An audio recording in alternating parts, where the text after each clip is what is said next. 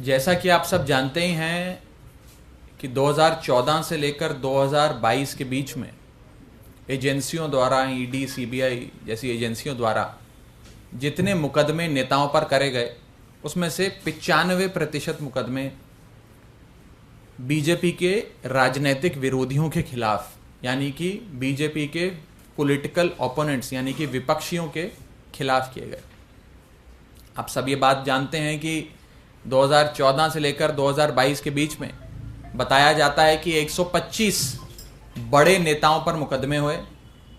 125 में से लगभग 118 बीजेपी के राजनीतिक विरोधी हैं, यानी कि विपक्ष के नेता हैं। ये तो जग जाहिर है, आप सबने देखा, समझा, कई अखबारों में भी पढ़ा। और बड़े बड़े नेताओं पर मुकदमे किए। मनीष सिसोदिया से लेकर संजय राउत तक, राहुल गांधी से लेकर सोनिया गांधी तक, पी चिदम्बरम से लेकर फारूक अब्दुल्ला तक, अनिल देशमुख से लेकर नवाब मलिक तक, सारे जो बड़े शीर्ष नेता हैं अपनी अपनी पार्टियों के, उन पर मुकदमे दर्ज करे गए और केसेस को पकाया गया। पकाया इस तरह गया कि जब मौका मिलेगा, चुनाव नज़दीक आएगा, राजनीतिक परिस्थितियां बदलती नजर आएंगी, तो समन भेजकर उनको बुला लेंगे, एजेंसियों के चक्कर कटवाएंगे और फिर भी वो नेता नहीं माना तो उसे पकड़ के जेल में डाल देंगे। ये चलता आ रहा है। और इस बीच एक बड़ी राजनीतिक डेवलपमेंट होती है। वो बड़ी राजनीतिक डेवलपमेंट है इंडिया गठबंधन का बनना। इंडिया गठबंधन के बनने से भाजपा पूरी तरीके से डर गई, घबरा गई और भाजपा को यह समझ में आ गया कि अभी तक वो ये तमाम पार्टियां अलग अलग चुनाव लड़ती थी, वोट बढ़ जाता था तो बीजेपी सीटें जीत जाती थी, सरकार बना लेती थी। लेकिन इंडिया गठबंधन बनने के बाद सारे एकजुट होकर अगर चुनाव लड़ते हैं, भाजपा के एक प्रत्याशी के खिलाफ इंडिया गठबंधन का एक प्रत्याशी चुनाव लड़ता है, तो भाजपा की सीटें कम होती हैं और भाजपा हार के नजदीक आ जाती है और लगभग हारती हुई नजर आती है। ये डर कहीं ना कहीं बीजेपी को सता रहा है और इसी के चलते हमारे सूत्र हमें बताते हैं कि एक योजना बनी है। इन पुख्ता सूत्रों का कहना है, ये योजना है कि जो टॉप लीडरशिप है इंडिया गठबंधन के पॉलिटिकल पार्टीज की, जो मेन नेता हैं इंडिया गठबंधन के, उन्हें पकड़ के जेल में डाल दो। जब टॉप नेता जेल में डाल दिया जाएगा तो वो चुनाव कैसे लड़ेगा? वो तो कोर्ट, कचहरी, वकील, एजेंसी, जेल के चक्कर काटता रह जाएगा। पार्टी कैसे चलेगी? तो यानी कि अगर इंडिया गठबंधन के एक एक नेता को, जो शीर्ष नेता है, टॉप लीडरशिप है पार्टी की, या पार्टी का मेन मुखिया है, मेन अध्यक्ष है, अगर उसे ही पकड़ के जेल में डाल दोगे तो रेस में तो अकेले भाजपा दौड़ेगी और अकेले ही जीत जाएगी। जब रेस में कोई दौड़ेगा ही नहीं उनके साथ, तो अकेले ही दौड़ेगी और अकेले ही जीत जाएगी। इसी श्रृंखला में एक योजना बनी है और उस योजना में पहला अरेस्ट दिल्ली के मुख्यमंत्री अरविंद केजरीवाल का भाजपा की एजेंसियां करने जा रही हैं। दिल्ली में 7 लोकसभा की सीटें हैं। इंडिया गठबंधन अगर एकजुट होकर लड़ता है तो 7 की 7 सीटें बीजेपी हार रही है। आप भी जानते हैं, हम भी जानते हैं। और ये 7 की 7 की सीटों की हार बीजेपी को इतना सता रही है कि वो अपने अरेस्ट की शुरुआत दिल्ली से करने जा रहे हैं और पहला अरेस्ट अरविंद केजरीवाल जी का करेंगे, ताकि इन 7 सीटों पर आम आदमी पार्टी लड़ने लायक ना रहे। जब नेता ही नहीं होगा तो पार्टी कैसे चुनाव लड़ेगी? और अरविंद केजरीवाल जी को जेल में डालो, 7 सीटें दिल्ली की अपनी जेब में डालो। ये भाजपा का लक्ष्य है। इसके बाद ये लोग अगला अरेस्ट जो करने जा रहे हैं वो एक ऐसे राज्य का है जिसमें 14 सीटें आती हैं। 14 की 14 लोकसभा सीटों पर भाजपा की हालत खराब है और ये झारखंड राज्य, जिस राज्य में जेएमएम पार्टी की सरकार बनी, जब से हेमंत सोरेन साहब वहां के मुख्यमंत्री बने तब से उनकी लोकप्रियता इतनी बढ़ती गई कि वो भाजपा जो 2019 में 14 में से 12 सीटें झारखंड की जीती थी, आज 14 में से 4 सीटें भी जीतती नजर नहीं आ रही है। इसी के चलते अगला अरेस्ट वे हेमंत सोरेन साहब का करेंगे और झारखंड की रेस में अकेले ही भाजपा दौड़ेगी, अकेले ही जीतेगी, ये लक्ष्य है। इसके बाद बिहार के राज्य में जहां पर पिछली बार नीतीश कुमार के सहारे भाजपा 2019 का लोकसभा चुनाव लड़ी थी, शानदार प्रदर्शन रखा था, 40 में से 39 सीटें जीती थी। उस राज्य में जब से नीतीश कुमार जी ने उनका दामन छोड़ा और आरजेडी और जेडीयू ने मिलकर सरकार बनाई, तभी से ये योजना बन गई कि आरजेडी की टॉप लीडरशिप जो है उसे पकड़ के जेल में डालो। इसी श्रृंखला में अगला अरेस्ट आरजेडी के नेता तेजस्वी यादव का हो सकता, ताकि आरजेडी पूरी तरीके से बैठ जाए और बिहार में चुनाव लड़ने लायक ना रहे। रेस में अकेले भाजपा दौड़ेगी, अकेले जीत जाएगी। इसके बाद अगला राज्य जहां पर भाजपा की एजेंसियां अपनी दस्तक देने वाली हैं वो है वेस्ट बंगाल। बंगाल वो राज्य जहां पर भाजपा ने पूरे दमखम से राज्य का चुनाव लड़ा, विधानसभा का चुनाव लड़ा, खूब पैसा भी खर्चा, समय भी लगाया, नेताओं को, बड़े से बड़े नेताओं को उतारा, लेकिन कुछ खास नहीं बना। और ममता बनर्जी की तृणमूल कांग्रेस बेहतरीन मार्जिन के साथ विधानसभा की सीटें जीती और अपनी सरकार बनाई। तो वे समझ गए कि बंगाल में ममता बनर्जी को हराना मुश्किल है। हराना मुश्किल है तो एक ही उपाय है, ममता बनर्जी और अभिषेक बनर्जी को पकड़ के जेल में डालो।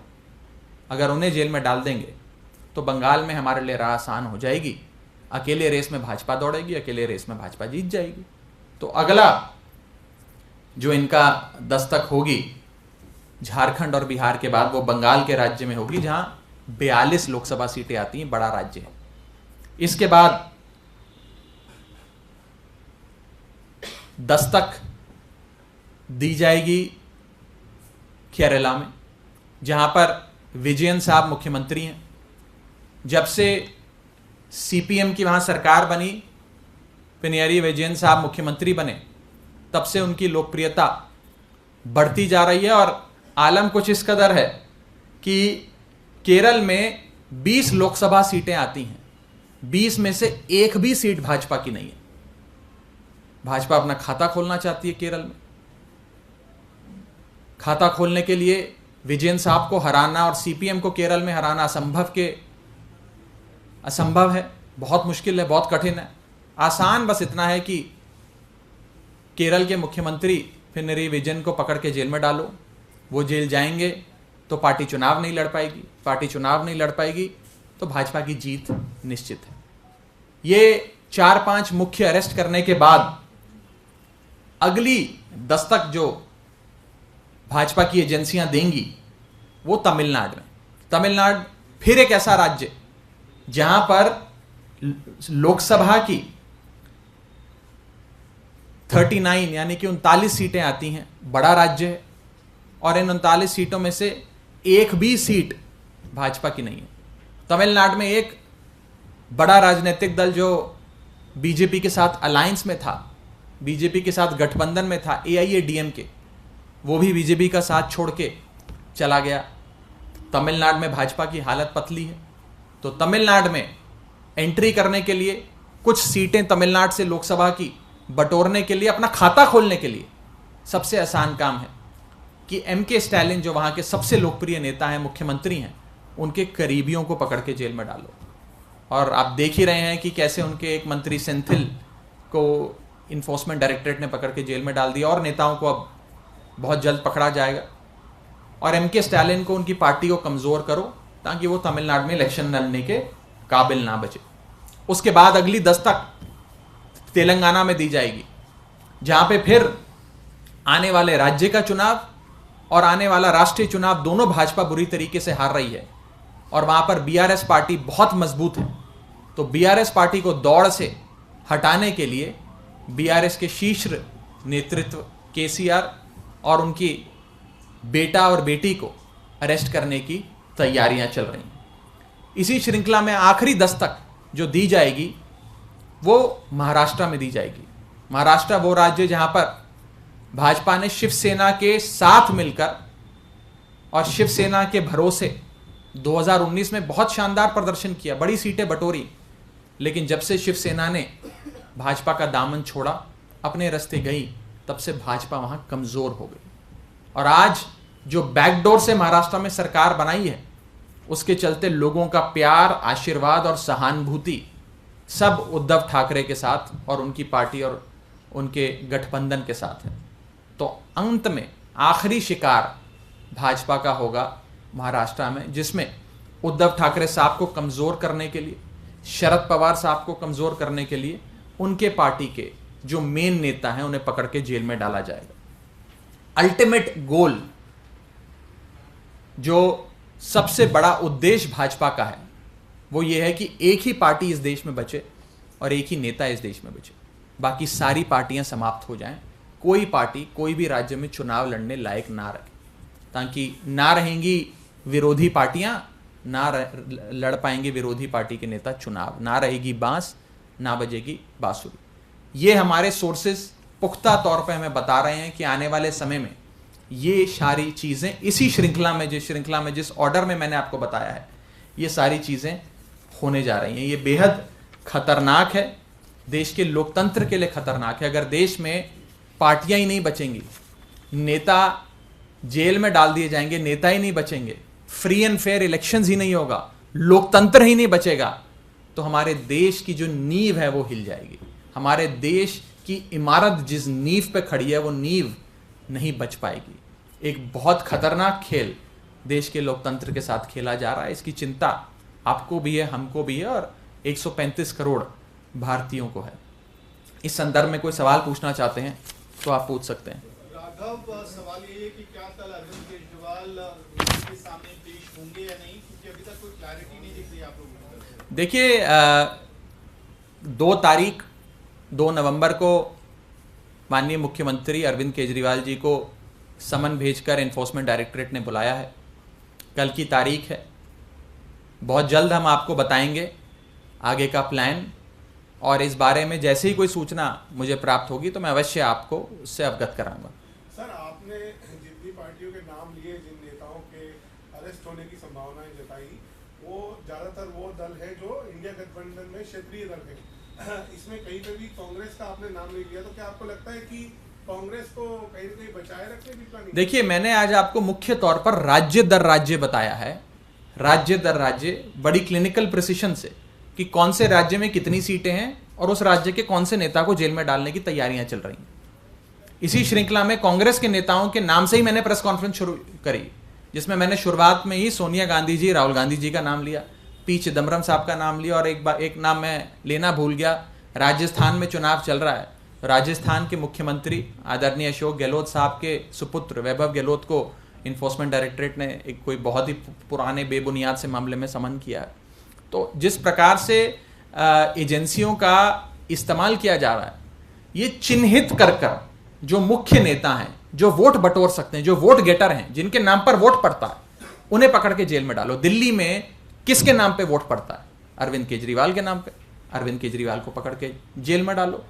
बिहार में किसके नाम पे वोट पड़ता है? तेजस्वी यादव के नाम पे वोट पड़ता है, तेजस्वी यादव को पकड़ के जेल में डालेंगे ये लोग। बंगाल में किसके नाम पे वोट पड़ता है? ममता बनर्जी के नाम पे वोट पड़ता है, ममता बनर्जी को पकड़ के जेल में डालेंगे ये लोग।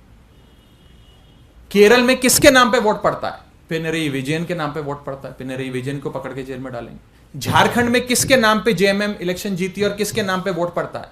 झारखंड में हेमंत सोरेन के नाम पे वोट पड़ता है, हेमंत सोरेन को पकड़ के जेल में डालेंगे ये लोग। और जो तमिलनाडु, महाराष्ट्र, तेलंगाना जैसे बड़े राज्य हैं, वहां पर अगर शीर्ष नेता को नहीं तो उसके आसपास वाले, उसके दाहिने हाथ और बाइने हाथ को पकड़ के जेल में डालेंगे कि नेता कमजोर हो जाए, पार्टी कमजोर हो जाए, पार्टी चुनाव लड़ने लायक ना रहे। अंत में गोल बस इतना ही है भाजपा का कि एक ही पार्टी बचे, एक ही नेता बचे। रेस में अकेले भाजपा दौड़े तो अवश्य तौर पर, निश्चित तौर पर भाजपा ही रेस जीतेगी। बाकी कोई रेस में दौड़ने लायक बचे ही ना, भारी ना बचे, सबको जेल में डाल दो। ये मोटे मोटे तौर पर प्लान है। आपने कहा कि अगर गिरफ्तारी होती है तो पार्टी की व्यवस्था का क्या होगा, सरकार कैसे चलेगी, आप लोगों ने क्या इस बारे में कुछ विचार किया, सोचा है? आम आदमी पार्टी पुरजोर तरीके से बीजेपी की इस दमनकारी नीतियों का और इस हिटलरशाही रवैये का मुकाबला करेगी, और ईंट का जवाब पत्थर से देने के हम लोग काबिल हैं। इस विषय में मैं बस इतना ही कहना चाहता हूँ। One more question, Raghav. Are we to believe that Aam Aadmi Party is still exploring legal options? No, because in the past we have seen Hemant Soren not going in front of the ED. देखिए, अभी जो भी legal options explore किए जाएंगे, वकीलों से बात किए जाएंगे, उसकी सूचना आपको दी जाएगी। मैं व्यक्तिगत तौर पे ये जानकारी नहीं रखता हूँ। जैसे ये जानकारी मुझे मिलेगी मैं ज़रूर आपको उस जानकारी से मुहैया कराऊंगा। हमने देखा हेमंत सोरेन नहीं गए, रैलीज की उन्होंने, अभिषेक बैनर्जी नहीं गए, अपोजिशन लीडर्स ने इस टैक्टिक्स का इस्तेमाल किया है ईडी के केसेस में। मुझे पता लगेगा कि हम क्या करेंगे तो आपको अवश्य बताऊंगा। मुझे व्यक्तिगत तौर पे इसकी जानकारी नहीं है। आपने एप्पल की कल का मैसेज अपना सार्वजनिक किया था, कई नेताओं ने इस तरह के आरोप लगाए, लेकिन केंद्रीय मंत्री अश्विनी वैष्णव ने पीसी की और उन्होंने इस आरोप को खारिज किया। उन्होंने कहा कि एप्पल की तरफ से, एप्पल सपोर्ट की तरफ से जो जानकारी दी गई आरोप बेबुनियाद है। आप लोग देखिए, स्नूपिंग का जो मसला है ये बहुत खतरनाक है। मुझे कल सुबह एप्पल द्वारा मेरे एप्पल आईफोन पर एक एसएमएस के माध्यम से और मेरे रजिस्टर्ड एप्पल ईमेल आईडी पर ईमेल के माध्यम से एक लंबा मैसेज आता है, जिसकी कॉपी मैं आपके सामने लाया हूं। इस मैसेज में ये बताया जाता है कि आपका फ़ोन एक स्टेट स्पॉन्सर्ड स्पाईवेयर द्वारा हैक कर लिया गया है। आपके फ़ोन का सारा डेटा, आपके फ़ोन में मौजूद files, documents, photos, videos, contacts, messages, ये सारे उस हैकर के कब्जे में आ गए हैं। और आपके फ़ोन का माइक्रोफोन और कैमरा ये कॉम्प्रोमाइज़ हो गया है। यानी कि आप जो भी बात करेंगे फ़ोन पर, या फ़ोन पर बात नहीं भी करेंगे, आपका फ़ोन साइड पे पड़ा हुआ है, तो भी आपका कैमरा और माइक्रोफोन आपकी आवाज़ को और आपके आसपास के दृश्यों को कैप्चर कर रहे हैं और स्पाईवेयर सॉफ्टवेयर के ज़रिए से हैकर को भेज रहे हैं। यानी कि इकलौता ऐसा डिवाइस जो 24 घंटे लगभग आपके साथ होता है, उस डिवाइस को कॉम्प्रोमाइज़ कर दिया गया। आपकी प्रिवेसी और आपके तमाम एक्टिविटीज़ जो आप उस फ़ोन के माध्यम से करते हैं, उन्हें कॉम्प्रोमाइज़ कर दिया गया, इन्फेक्ट कर दिया गया। बेहद खतरनाक चीज़ है। किसने की, कैसे हुआ, ये सारे बड़े सवाल आज भारत सरकार के सामने खड़े हैं। पेगासस स्कैंडल जो हुआ था आज से करीब करीब 1.5-2 साल पहले, उस स्कैंडल की याद फिर से एक प्रकार से ताज़ा हो गई। इस संदर्भ में क्या लीगल ऑप्शंस हमारे पास हैं, ये हम लोग विस्तार से इस पे चर्चा कर वकीलों से भी सलाह करेंगे, और कैसे इस पूरे मामले की पूरी जांच हो, पता लगे कि कौन हम पर ये स्नूपिंग कर रहा है। और बड़ी दिलचस्प चीज है कि ऐसा कौन है जो सिर्फ बीजेपी के विरोधी जो लोग हैं, जो ऑपोजिशन के मेंबर्स ऑफ पार्लियामेंट हैं, उन्हीं की स्नूपिंग कर रहा। इसका फायदा किसको होगा? कोई लोग मुझे कह रहे थे कोई इसमें बड़ी कोई अंतर्राष्ट्रीय ताकतें भी हो सकती हैं, कोई फॉरेन कंट्रीज इंडिया के पॉलिटिशियंस, मेंबर्स ऑफ पार्लियामेंट के फोन स्नूप करके कोई बड़ी इंपॉर्टेंट क्रिटिकल इंफॉर्मेशन लेना चाहती है।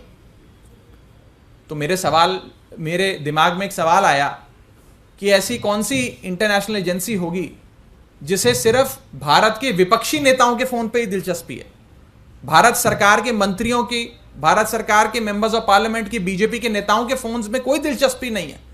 सिर्फ इंडिया के ऑपोजिशन एमपीज के फोन्स में क्या हो रहा है, वो किससे बात करते हैं, किसको टिकट दे रहे हैं, क्या पॉलिटिकल स्ट्रेटेजी बना रहे हैं, कोर्ट कचहरी में जाने के लिए क्या रणनीति बना रहे हैं, यह जानने में किसको दिलचस्पी होगी? क्या किसी अंतर्राष्ट्रीय ताकत को दिलचस्पी होगी या बीजेपी को दिलचस्पी होगी? यह सवाल बहुत महत्वपूर्ण है। और अगर जो आरोप लगाए जा रहे हैं ये सत्य हैं कि भारत सरकार खुद भाजपाई विपक्षी नेताओं के फोन को इस प्रकार से हाईजैक कर इन्फेक्ट कर विपक्षी नेताओं की स्नूपिंग कर रही है, तो मुझे नहीं लगता कि इससे गंभीर चीज कोई भारत के लोकतंत्र के लिए हो सकती है। इस संदर्भ में तमाम इन्वेस्टिगेटिव और लीगल ऑप्शंस पे हम विचार कर रहे हैं और क्या आगे हमारा अगला कदम होगा आपको बताएंगे।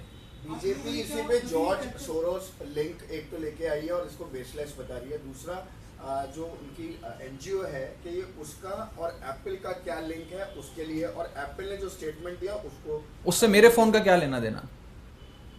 मेरे फोन का क्या लेना देना? मेरे फोन को क्यों इन्फेक्ट किया गया? मेरे फोन को एक स्टेट स्पॉन्सर्ड स्पाईवेयर से इन्फेक्ट क्यों किया गया? और ये तो गनीमत है एप्पल की कि एप्पल जो फोन मैन्युफैक्चरर है उसने हमें एक एसएमएस के माध्यम से, ईमेल के माध्यम से बता दिया। यदि कोई और ब्रांड मोबाइल फोन का होता जो शायद इस प्रकार की सूचना देने के काबिल ना होता, तो शायद हमारा फोन महीनों महीने इन्फेक्टेड रहता। हमारी सारी conversations, files, photos, videos, documents, chats सारे इन्फेक्टेड होते। और जो स्टेट स्पॉन्सर्ड स्पाईवेयर जिसने हमारे फोन में ये डाला है, हमारा सारा डेटा उनके हाथ में होता। तो ये बहुत गंभीर चीज है। और आज हमारे साथ ये हुआ है, कुछ चुनिंदा मेंबर्स ऑफ पार्लियामेंट के साथ, कल ये आपके साथ हो सकता है। ये 135 करोड़ भारतीयों की सुरक्षा और प्रिवेसी की बात है।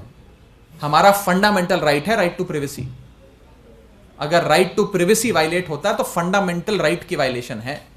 इस विषय में भारत सरकार को, भाजपा को सोचना चाहिए। आपने लीगल ऑप्शन की बात करी है, क्या पर्सनल आपके लेवल पे या सभी लोग चर्चा करें, इनके पास अलर्ट आया? देखिए, इस विषय में मैं बस अभी इतना ही कहना चाहता हूं कि हम तमाम लीगल ऑप्शंस पे विचार कर रहे हैं कि कैसे इस पूरे मसले की, इस स्नूपिंग के फोन को इन्फेक्ट करके सारा विपक्षी नेताओं का डेटा कैप्चर करने के जो ये पूरा एक प्रकरण हुआ है, इसकी तह तक जाया जाए, इसकी जांच हो और पता लगे कि कौन इसके पीछे, उसकी मंशा क्या है और जिसने ये किया है उसको उसकी क्या सजा मिलनी चाहिए।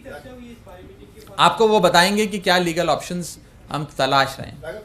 जॉर्ज सोरोस का जो लिंक बीजेपी जिस पर क्लेम करी है, अमित मालविया बीजेपी से ट्वीट भी कर रहे हैं और बोल रहे हैं उस पे, उसको किस तरीके से देखते हैं कि नहीं, उसका मेरे फोन से क्या लेना देना? मेरा फोन क्यों हाईजैक किया गया? मेरा फोन क्यों इन्फेक्ट किया गया? मेरा फोन क्यों हैक किया गया? मेरे फोन से क्या मतलब इन चीजों का? सर, इससे इतर एक सवाल ये है कि परसों जो मनीष सिसोदिया जी की बेल याचिका खारिज की गई थी, उस पर पार्टी ने असहमति जताई थी निर्णय पे और ये कहा था कि हम इसमें लीगल ऑप्शंस तलाश रहे हैं, तो क्या उसमें आगे कुछ प्रोग्रेस है? देखिए, वो आपको समय आने पर बताएंगे। पूरा ऑर्डर केयरफुली स्टडी कर हमारे वकील जो स्ट्रैटेजी बनाएंगे उसे ज़रूर हम फॉलो करेंगे। उस बारे में आपसे फिर रूबरू हूँ। बहुत बहुत शुक्रिया, थैंक यू। पैनल भी उसमें, पार्लियामेंट्री पैनल ने एप्पल से भी समन किया है लोगों को इसी केस में जो। देखिए, इस पूरी